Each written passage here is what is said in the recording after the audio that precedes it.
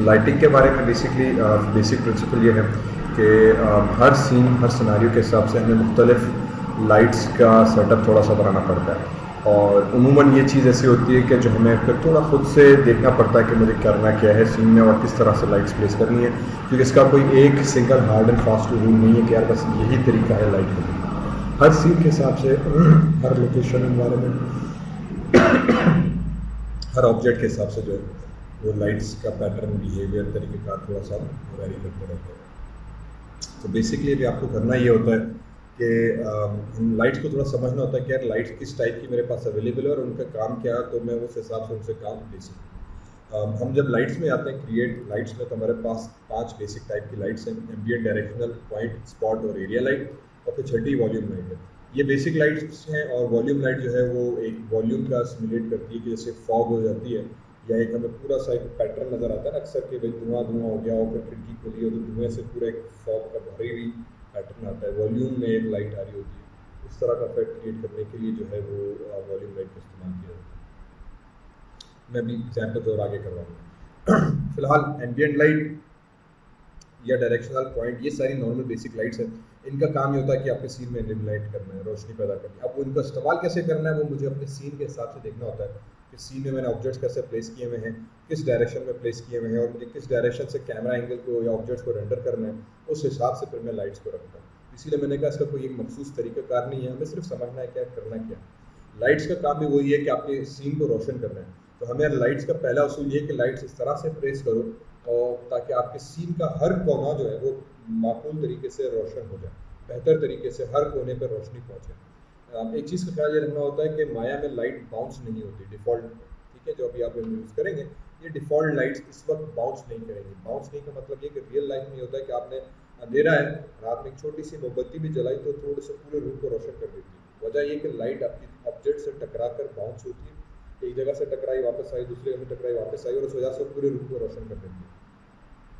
आपने एक single bulb लगाया कमरे में ऊपर की तरफ, लेकिन टेबल के नीचे भी आप देखोगे, बेड के नीचे भी देखोगे तो हल्की रोशनी आपको मिलती है, कंप्लीट अंधेरा कहीं पे भी नहीं होता। वजह ये कि लाइट बाउंस होकर हर कोने तक पहुंचती है। ये चीज़ कहलाती है बाउंसिंग इफेक्ट, या इसको टेक्निकली हम ग्लोबल इल्यूमिनेशन कहलाते हैं। ग्लोबल इल्यूमिनेशन का मतलब ये है कि ग्लोबली हर तरफ सीन में लाइट चली जाए, जैसे सूरज की रोशनी दुनिया में हर तरफ फैल जाती है। उसकी मेन वजह यह है कि सूरज की रोशनी बाउंस होती है ऑब्जेक्ट्स के साथ। रियल लाइफ का प्रिंसिपल ये है कि समंदर है तो समंदर से लाइट बाउंस होकर ऊपर जाती है, फिर पहाड़ों से बाउंस हो रही है, दरख्तों से बाउंस हो रही है, तो हर कोने में हर कहाँ पर लाइट टकरा के पहुँचती आती है, उसके पार्टिकल्स पहुँच जाते हैं, तो हर एरिया बेसिकली रोशन हो जाता है। वही बिहेवियर हमें थोड़ा सा इसमें सिमुलेट करना होता है क्योंकि इसमें वो चीज़ डिफ़ॉल्ट में नहीं होती, बाउंसिंग वाला इफेक्ट। तो उस वजह से हमें 3-4 मुख्तलिफ एंगल से लाइट लगानी होती है कि एक ऑब्जेक्ट को हर तरफ से रोशनी मिले। हाँ, फिर जब हम मेंटल रे को इस्तेमाल करते हैं, वी रे इस्तेमाल करते हैं, आर्नोल्ड इस्तेमाल करते हैं, ये वो रेंडर्स हैं जिनमें बाउंसिंग इफेक्ट हम क्रिएट करते हैं। इनमें यह चीज़ मौजूद है कि आप लाइट बाउंस करके एक रियलिस्टिक इफेक्ट क्रिएट करें। इसी वजह से मैंने पहले भी बताया था कि हमें रेंडर सेटिंग में आके हम माया के अंदर जब मेंटल रे उठाते हैं तो हमें बेहतर रिजल्ट देता है। माया सॉफ्टवेयर कभी भी उतना बेहतर रिजल्ट नहीं देता क्योंकि वो लाइट को बाउंस नहीं करवाता, जिसकी वजह से वो जो रियलिज्म लाइट में नहीं आती, ऑब्जेक्ट में रियलिज्म या एक बड़ा एक अच्छा कार्टूनी या गुड इफेक्ट जो है वो क्रिएट नहीं हो पाता। बहरहाल, तो सबसे पहले मैंने एम्बिएंट लाइट बनाई। एम्बिएंट लाइट बेसिकली सनलाइट के तौर पे बिहेव करती है। आप सीन में इसको कहीं पे भी रखो, रियली इट डजंट मैटर। इसका बेसिक काम ये होता है कि ये सूरज की तरह से सीन में चारों तरफ रोशनी फैला देती है, ठीक है। फॉर एग्जांपल मैंने सिर्फ एम्बिएंट लाइट क्रिएट की और अभी हमने कुछ भी नहीं किया इसमें।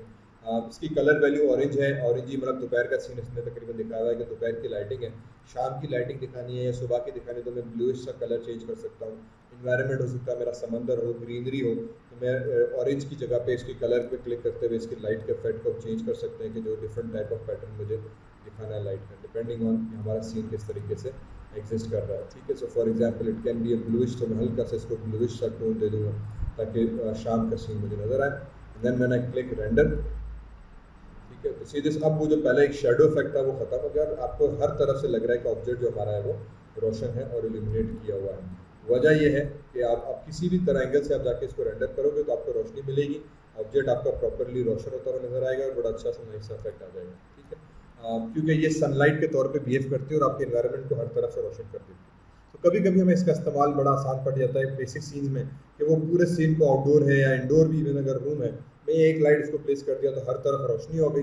फिर मैं करता क्या हूँ कि एक्चुअली इसकी इंटेंसिटी को कंट्रोल करता हूँ। इंटेंसिटी आपको हर लाइट के अंदर मिलेगी। इंटेंसिटी का मतलब ये कि रोशनी की इंटेंसिटी कितनी है। आप इसको 0.1 कर दो एक्सक्यूज मी 0.1 कर दो तो अब 1% रोशनी आपके सीन के अंदर मौजूद है। आप इसको फॉर एग्जांपल 0.5 कर दो तो 0.5% बिल्कुल हल्की सी 50% आपकी रोशनी वो दे रहा होगा, बहुत ज़्यादा नहीं है। लेकिन अब इसका एडवांटेज ये मिलेगा कि आपके सीन में हर तरफ रोशनी है लेकिन हल्की सी है। फिर मैं दूसरा काम ये करता हूँ कि मैं डायरेक्शनल लाइट बना दूँ।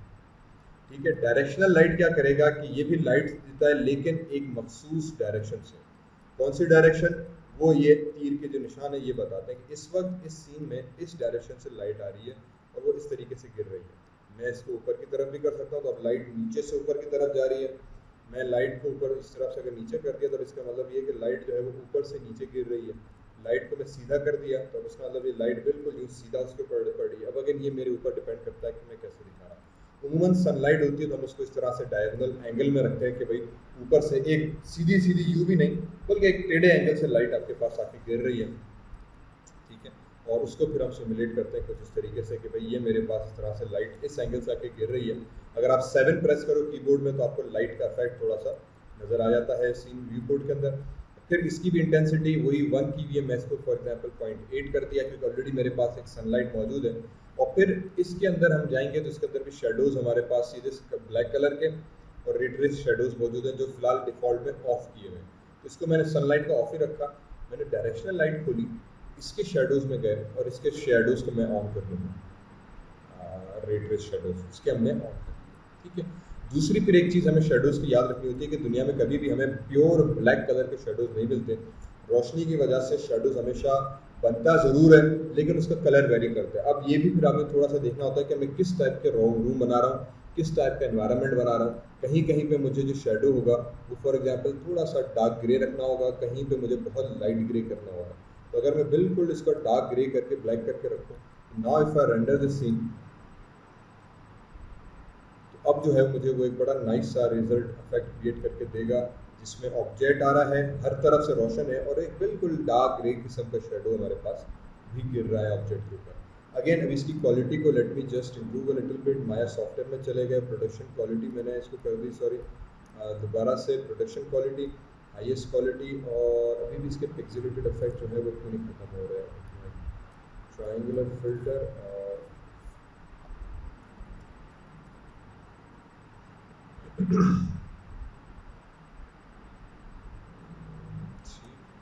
और यहाँ पर रखा।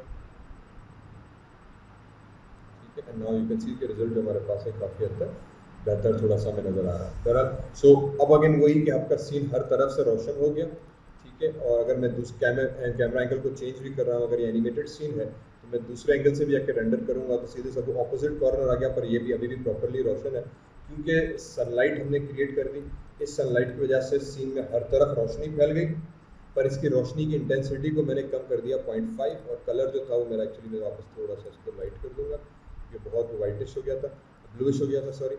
और इसकी इंटेंसिटी हम कम कर देते हैं 0.5, 0.4, 0.3। अब ये कितनी इंटेंसिटी होनी चाहिए इसका भी कोई रूल नहीं है, ये आपको अपने सीन के हिसाब से देखना पड़ता है कि सीन में कितने ऑब्जेक्ट्स हैं, किस तरह के ऑब्जेक्ट्स हैं। कभी बहुत हो सकता है आपका सीन ऐसा हो कि इसमें आपको 1.2 इंटेंसिटी करनी पड़ रही हो, कभी सीन आपका ऐसा होगा कि इसमें सिर्फ 0.2 करनी पड़ रही हो। तो ये थोड़ा सा फिर ट्रिक्स हमें खुद से समझनी होती है कि बेसिक आइडिया वही है कि सीन आपको रोशन करना है।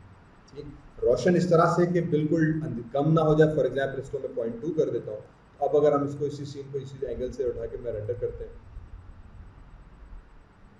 ठीक है, तो और इसको अब मैं यहाँ पे इस बटन पे क्लिक किया तो इमेज इसमें थोड़ी देर के लिए सेव हो गई। This might look okay to me, लेकिन अब मुझे लग रहा है कि थोड़ा सा अभी भी अंधेरा है। सीधे ये जो एरियाज हैं ये डार्क हो गए। जो ब्लैक एरिया अगर आपके सीन में आना शुरू हो गया इसका मतलब ये कि अभी रोशनी आपने बहुत ज़्यादा कम कर दी है। देखो इसके किनारे जो है ब्लैक होना शुरू हो गए। मैंने कहा नहीं यार ये चीज़ मज़ा नहीं कर रही, ब्लैक आना इसका मतलब सीन मेरा डार्क हो रहा है। फिर मैं आके इसकी इंटेंसिटी को फॉर एग्जाम्पल 1.5 कर दूँ। ठीक है, 1.5 करने के बाद या तो बहुत ज़्यादा लग रहा है, पर मैं रेंडर करके चेक करूँगा। रेंडर करके चेक किया तो अब मुझे जो है अगेन अगर मैं इस इमेज पे भी क्लिक कर दूं, नाउ सीधे इसके अब वो ब्लैकिश तो खत्म हो गया लेकिन अब वाइटिश एरिया आना शुरू हो गया। वाइट आना भी आपके सीन में जो है ये भी एक बहुत नेगेटिव चीज़ है कि आपने ओवर ब्लोन कर दिया, कि बहुत ज़्यादा रोशनी डाल दी, इतनी रोशनी डाल दी कि आपके ऑब्जेक्ट्स के जो ओरिजिनल कलर था उस कलर की जगह पे वाइट चीज़ आना शुरू हो गई। ठीक है, ये भी देखो पूरा वाइटनेस यहाँ पे आना शुरू हो गई, ये एरिया वाइट हो गया, और ये चीज़ भी फिर रिकमेंडेड नहीं है कि यार इतनी ज़्यादा रोशनी हो गई कि वाइट हो गया, इतनी कम रोशनी हो गई कि ब्लैक कालापन ज़्यादा आ गया। तो हमें इन दोनों के दरमियान में बेसिकली खेलना होता है। फिर हम देखते हैं कि यार अच्छा मैं अगर 0.6 करूँ, अब मुझे पास रोशनी कितनी होगी। ठीक है, फिर वो वैल्यूज़ को कम ज़्यादा करने बैठे, तो फिर हमें पता चलता है कि हाँ देखो अब ग्रेश आ गया और वाइटनेस भी ख़त्म हो गई, हल्की सी अभी भी ब्लैकिश है पर वो डार्क ब्लैकिश ग्रेश है। अब डिपेंडिंग कि मेरे सीन कैसा है, दिन का टाइम है, हो सकता है कि हल्का ब्लैक मुझे दिखाना हो क्योंकि रूम ऐसा है। अगर मुझे ये चीज़ और भी ख़त्म करनी है तो फिर 0.6 से फॉर एग्जांपल मैं 0.8 कर दूंगा, फिर दोबारा से इसको मैंने रेंडर किया। ठीक है, और फिर मैं एक और दफ़ा इसको रेंडर किया। अब मैं चेक करूँ कि अब वो ब्लैकनेस अब ख़त्म हो गई, अब वो ग्रेशनेस आ गई, लेकिन अब थोड़ी सी वाइटनेस जो है वो सीन में बढ़ना शुरू हो गई है। मे बी ये इस हद तक मुझे सही लग रहा है क्योंकि मुझे सीन अभी वैसे ही ग्रे ऑब्जेक्ट्स है, कलर होता टेक्सचर होता तो ये चीज़ और अच्छी नज़र आती है। उस हिसाब से हमें फिर एडजस्ट करना पड़ जाता है। एंड देन हमें बस ख्याल ये रखना होता है कि सीन कहाँ पर है, और मैं इन इमेजेस को यूज़ करता हूँ ताकि इस स्क्रॉल बार से मैं इसकी कंपेयर कर सकूँ। पहले बिल्कुल ब्लैक हो गया था, फिर वाइट हो गया, तो बिल्कुल ब्लैक भी ना हो, बहुत ज़्यादा वाइट भी ना हो, और फिर हमें फिर मिड रेंज में देखना होता है कि मुझे कहाँ पे वैल्यूज़ किस हिसाब से अच्छी लग रही है, ताकि मैं उनको फिर उस हिसाब से रेंडर करके चेक कर सकूँ कि मेरा सीन जो है सही लग रहा है नहीं लग रहा। ठीक है, तो ये एक दो ट्रिक्स हम यूज़ करते हैं कि मैंने एम्बिएंट लाइट यूज़ करी थी 0.8 0.5 से, फिर मैंने डायरेक्शनल लाइट यूज़ की हुई है, इसकी इंटेंसिटी 0.8 कर दी। तो समटाइम्स फिर ये होता है कि मैं फॉर एग्जाम्पल जो एम्बिएंट लाइट है इसकी इंटेंसिटी 0.5 कर दी या 0.6 कर दी, और जो मेन लाइट है मेरी, ये सनलाइट का ये मतलब ये शेडो कास्टिंग लाइट है, ये वाली लाइट शेडो कास्ट नहीं कर रही जो सनलाइट है। शेडो के लिए मैंने दूसरी लाइट बनाई है ताकि एक सिंगल शेडो ड्रॉप हो, और उसकी इंटेंसिटी फिर मैं बढ़ा दूंगा, फॉर एग्जांपल 1 कर दूँ। ठीक है, और फिर अब मैं इसके रेंडर सेटिंग्स में जाके मैं इसको रेंडर करके चेक करूँ कि यार इसकी रेंडरिंग कैसे बैठ रही है। ठीक है, कि जहाँ पे लाइट पहले मेरे पास जो थी वो इस तरह से थी, अब इधर हो गई। ठीक है, अब इसका शेडो लाइटिंग इन्वायरमेंट कैसे लग रहा है मुझे, तो फिर वो हमें टेस्ट करना पड़ता है, चेक करना पड़ता है कि मुझे किस एंगल से लाइट अच्छी लगती है। समटाइम्स फिर ये होता है कि मुझे एम्बिएंट लाइट इस्तेमाल नहीं करनी, या मुझे उसका रिजल्ट नहीं आ रहा था क्योंकि एम्बिएंट लाइट का कभी कभी थोड़ा सा एक आर्टिफिशियल सा लुक भी आ जाता है। तो फिर हम क्या करते हैं, मैन्युअली सनलाइट को सिमुलेट करते हैं। मैन्युअली सनलाइट को सिमुलेट करने का मतलब ये कि मैं फिर अपने सीन के अंदर 3 से 4 लाइट्स इस तरह से प्लेस करता हूँ कि वो मेरे पास हर एंगल से मेरे ऑब्जेक्ट को कवर करे। ठीक है, तो उसके लिए फॉर एग्जांपल मैं डायरेक्शनल लाइट इस्तेमाल कर दी, और उन डायरेक्शनल लाइट्स को उठाया और मैंने आपके ऑब्जेक्ट को सीन के अंदर इस तरह से रखा कि मेरे भाई इधर आ जाओ और इसकी डायरेक्शन को चूज करो। ठीक है, तो ये मैंने 3 लाइट्स प्लेस कर दी।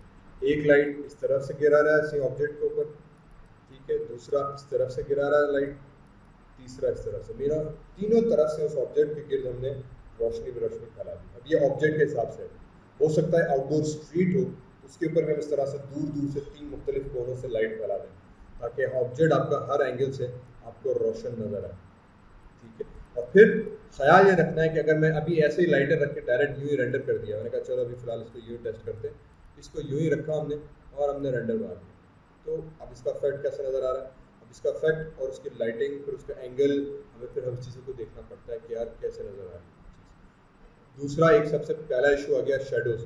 3 लाइट्स आ गई तो तीनों डायरेक्शन से शेडोज गिर रहे हैं। जैसे नहीं क्रिकेट स्टेडियम में होता है, प्लेयर खड़ा होता है उसके 4 नीचे शेडो नजर आते हैं क्योंकि लाइट चारों तरफ से गिर रही है और हर तरफ से रोशन तो हो गया पर वो शेडोज चारों तरफ से गिर रहे हैं। कभी कभी चीज़ अच्छी भी होती है, उमूमन फिर ये मज़ा नहीं करती है। अभी सीन में मज़ा नहीं आ रहा, रियलिस्टिक नहीं लग रहा क्योंकि 3 डिफरेंट एंगल से शेडोज जो है वो गिर रहे हैं। और फिर उसके बावजूद भी देखो ब्लैकनेस हमारे पास सीन में मौजूद है कि कुछ एरिया रोशन भी हो गए लेकिन सेंटर के एरियाज अभी प्रॉपरली रोशन ब्लैक हो गए। तो फिर हम क्या करते हैं कि फॉर एग्जांपल मेरे पास जो दूसरी लाइट थी उनके शेडोज़ में ऑफ कर दूँ, इसके भी शेडो ऑफ कर दिया, ये लाइट उठाया इसका भी शेडोज़ ऑफ कर दिया ताकि सिर्फ जो एक मेन लाइट है उसके शेडोज़ रहे मेरे पास। फिर ये जो दूसरी लाइट्स हैं इनका एंगल हम ऐसे सेट कर दें और डायरेक्शन के हिसाब से कि ये हर कोने को कवर करे और ब्लैकनेस जो थी वो कम हो जाए हमारे पास थोड़ी सी, और उनका एंगल ऐसा हो कि सीन को बिल्कुल टच करे इस तरह से कि जो ब्लैकनेस है मेरे जो भाई वो ख़त्म हो जाए।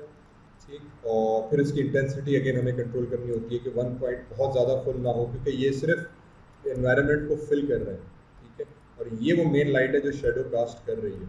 इसकी इंटेंसिटी तो भले ज़्यादा हो, बाकी जो दो लाइट्स हैं उनकी इंटेंसिटी को हमने कम करते हुए फिर हम खेलते हैं कि भाई रोशनी हर तरफ से पड़ रही है मेरे पास, और फिर मैं एंगल्स को कंट्रोल भी करूँ। अब देखो एक ही तरफ से शेडो गिर रहा है, हर तरफ से रोशनी हो गई, लाइट्स के एंगल थोड़ा एडजस्ट किए तो वो कालापन खत्म हो गया। अभी भी कहीं कहीं मौजूद है तो थोड़ा सा लाइट का एंगल, अगर लाइट का एंगल नहीं हो रहा तो मैं यहाँ नीचे से फिर एक और लाइट लगा दूंगा, मैं बता रहा हूँ। अब सीन मेरे पास उसी तरह से बड़ा अच्छा बन के आ गया। जैसे पहले था तो पहले बहुत ज़्यादा रोशनी हो गई थी, मैंने इंटेंसिटी कम की और अब मेरे पास ऑब्जेक्ट भी सही से रोशन हो गया, शेडोज आ गए, ठीक है। तो ये कुछ ट्रिक्स होती है कि हमें कॉन्सेप्ट वही दिमाग में रखना है कि जिस तरह से रियल लाइफ में हर तरफ रोशनी है और ऑब्जेक्ट आपका सही से हर तरफ से हर एंगल से नजर आ रहा है, वही चीज़ यहाँ पे करनी है। तो उसमें फिर ट्रिक्स ये कि लाइट को एंगल किस एंगल से आ रही है, सीधा नीचे थोड़ा सा घुमाना पड़ता है, इंटेंसिटी के साथ खेलना पड़ता है ताकि थोड़ा सा हमें बात समझ आए। और अगेन ये रूल्स में नहीं है, तो ये फिक्स्ड वैल्यूज़ नहीं है, ये आपको खुद चेक करनी पड़ती हैं अपने सीन के हिसाब से कि मैं कैसे करूँ। इस सीन में जैसे ये ऑब्जेक्ट नीचे से रह गया तो हो सकता है कि मैं एक और चौथी लाइट बनाऊँ, इसको यहाँ पे ले आए और इसकी जो इंटेंसिटी थी उसको उठा के हमने ऊपर से रख दी, सॉरी इसकी डायरेक्शन हम ऊपर से नीचे कर दें कुछ यूँ, ठीक है। इनफैक्ट इसको और सीधा कर दो, वापस आ गया, ठीक है। तो ये अब नीचे से रोशनी मार रहा है ऑब्जेक्ट को ताकि वो जो नीचे से कालापन था वो खत्म हो जाए। इसकी इंटेंसिटी भी मैं 0.4 या 0.3 कर दूंगा, बाकियों से और कम, क्योंकि नीचे थोड़ा कालापन डार्क होना चाहिए लेकिन बिल्कुल जो ब्लैकनेस थी वो खत्म हो जाए। और फिर अब इसको दोबारा से उठा के अगर हम रेंडर करें, ठीक है, तो ये जो ब्लैकनेस खत्म करने के लिए हमने थोड़ा सा नीचे से अलग से लाइट लगा दी। तो ये ट्रिक्स हमें लगानी पड़ती हैं कभी कभी कि सीन को प्रॉपरली थोड़ा सा रोशन करने के लिए। अभी भी आई थिंक वो रोशन ब्लैकनेस हो गया, मे बी ऑब्जेक्ट के एंगल की वजह से, या इसको व्यू कर दें और फिर दोबारा से टेस्ट करें, अभी भी थोड़ा सा कालापन रह गया। तो ये कुछ 2-3 ट्रिक्स हमें जो है वो देखनी पड़ती हैं। नाउ ऑब्जेक्ट मेरा ऑलमोस्ट मुझे वैसे सही लग रहा है, फॉर चेंज द एंगल, ठीक है। और अगेन ये सारा डिपेंड करता है कैमरा एंगल से भी, हो सकता है आपने फ्रंट एंगल से कवर कर रहे हो, बैक एंगल से आपने लाइट ऑब्जेक्ट को रेंडर ही नहीं कर रहा तो फायदा नहीं पड़ता, लेकिन जैसे ही आप बैक एंगल पे चले गए तो सीधे अब ये कालापन नजर आना शुरू हो गया, ठीक है। तो इस वजह से फिर मुझे एम्बिएंट लाइट ज़्यादा मुनासिब लगती है क्योंकि वो फिर हर तरफ से खुद ही रोशन कर देता है, ये प्रॉब्लम हमारे पास नहीं आती। समटाइम्स फिर इस चीज़ को रिजॉल्व करने के लिए मैं फिर डायरेक्शनल लाइट का इस्तेमाल नहीं करता, फिर मैं यूज़ करता हूँ पॉइंट लाइट, ठीक है। Lights create point light. Point light क्या करती है कि एक बल्ब की सूरत में बिहेव करती है और एक सिंगल पॉइंट से चारों तरफ रोशनी फैला देती है। इसका डायरेक्शन, इसका डिस्टेंस मैटर करता है कि ऑब्जेक्ट से कितना करीब कितना दूर है।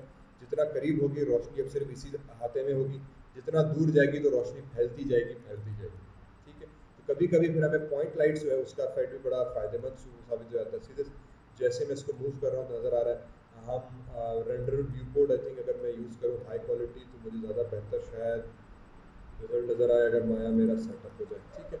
यू कैन सी दिस, मेरे पास जो है लाइट के जो बिहेवियर है वो I can simulate in much better way, ठीक। तो now we can even betterly see कि कहाँ सा जा रहा है। I think if I go into default view code, ये चीज़ भी आ गई मेरे पास। तो इस हिसाब से फिर हम प्लेस कर सकते हैं कि मेरे पास लाइट्स कितनी हो। तो कभी कभी फिर हम ये करते हैं कि सीन ऑब्जेक्ट को दूर ले गए, एक इधर जाके रखा हमने, ठीक है, कंट्रोल डी से डुप्लीकेट किया, फिर दूसरे को इधर रखा, कंट्रोल डी से डुप्लीकेट किया, फिर तीसरी लाइट इधर रखी, कंट्रोल डी से डुप्लीकेट किया, फिर चौथी लाइट हमने ला के यहाँ पे रखी, ठीक है, कंट्रोल डी किया और फिर पांचवी लाइट यहाँ पे रख के रखी।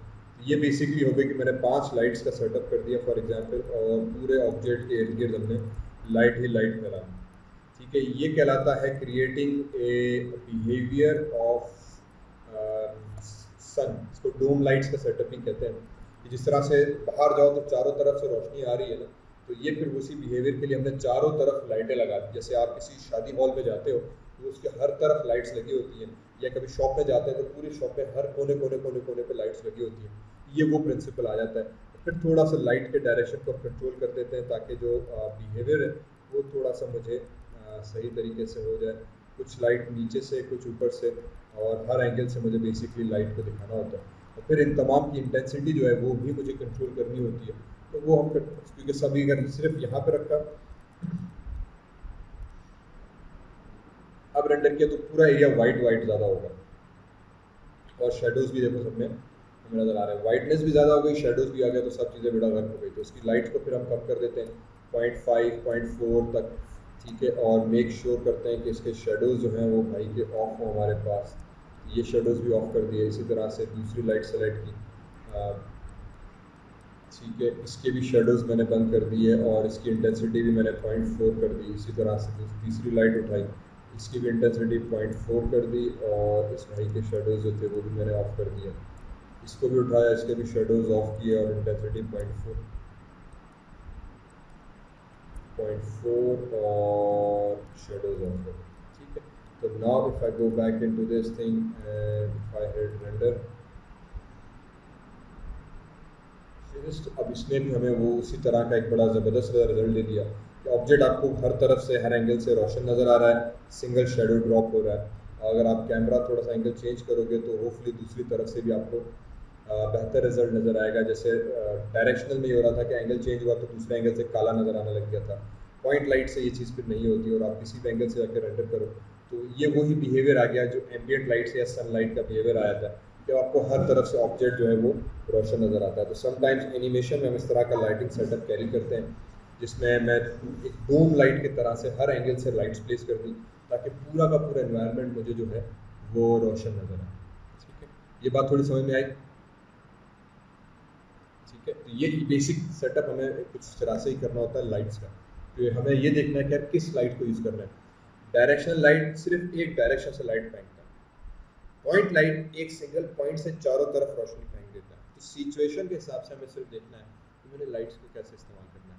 अगेन इवेंचुअली फिर दूसरा सबसे आखिर का मसला ये आता है कि जब आप रेंडर करते हो तो आप माया सॉफ्टवेयर से रेंडर कर रहे हो, इसका रिजल्ट कभी भी उतनी उस क्वालिटी का नहीं आता जिस क्वालिटी का हमें मेंटल रे या हमें वी रे की रिजल्ट दे रहा होता है। तो थोड़ा सा फिर हमें मेंटल रे या वी रे का इस्तेमाल करना पड़ता है जिससे मैं बेहतर तरीके से एक रियलिस्टिक रेंडरिंग को अचीव कर सकता हूँ।